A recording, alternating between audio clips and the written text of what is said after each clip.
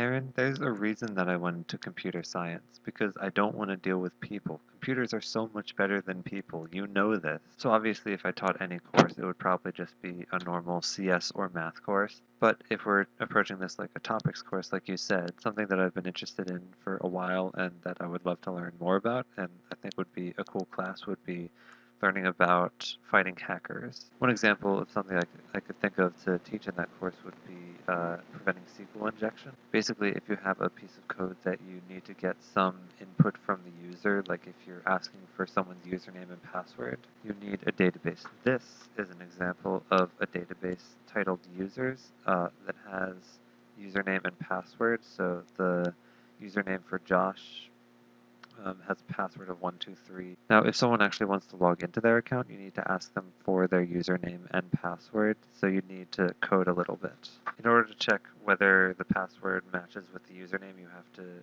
select the password from the user's database, where the username is equal to blank. Now, this blank is going to be the user's input where they entered their username. This would be an example of SQL injection.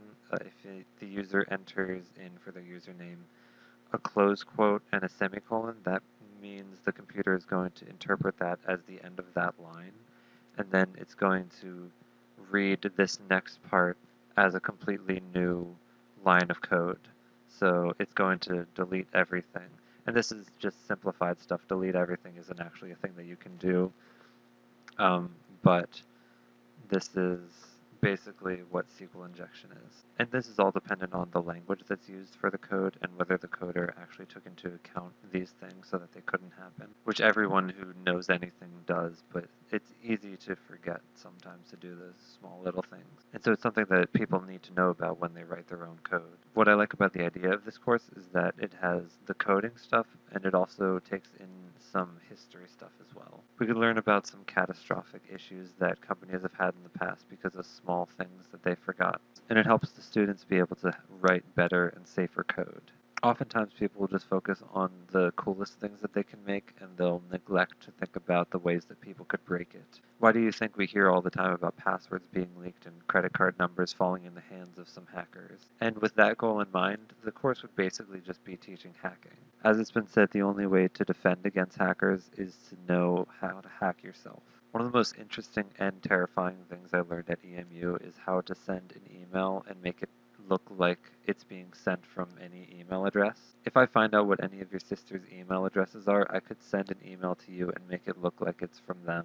When our professor taught us this, he gave us the assignment of trying to send him an email before the next class and make him think that the email wasn't from one of us. And this was one of my favorite moments from all of school. I sent an email from the email account of one of my classmates asking whether I could get help on the assignment. The next day I get into class, Cooley walks in and is like, "Sorry Ben, I wasn't able to get back to you on that email." And Ben just looked very confused. My question to you guys this week is pretty simple. Would you ever want to be famous, and if so, for what? I know that the obvious reaction from me is, well, of course not. But when you add in the idea of being able to choose something that I could be famous for, that becomes more enticing to me. I do sometimes fantasize about the idea of being famous. I fantasize about having written a book that a lot of people really love, or about being on a talk show, or just being able to interact with the famous people that I think are really cool. Because if you aren't famous, it's kind of hard to get a hold of Lin-Manuel Miranda. In that case, I do sometimes think that I would like to be famous, even though I know that it's not everything that it seems on the outside. So I guess what I'm really asking is, could you imagine a situation where the positives of being famous could outweigh the negatives of being famous for you? Or something along those lines.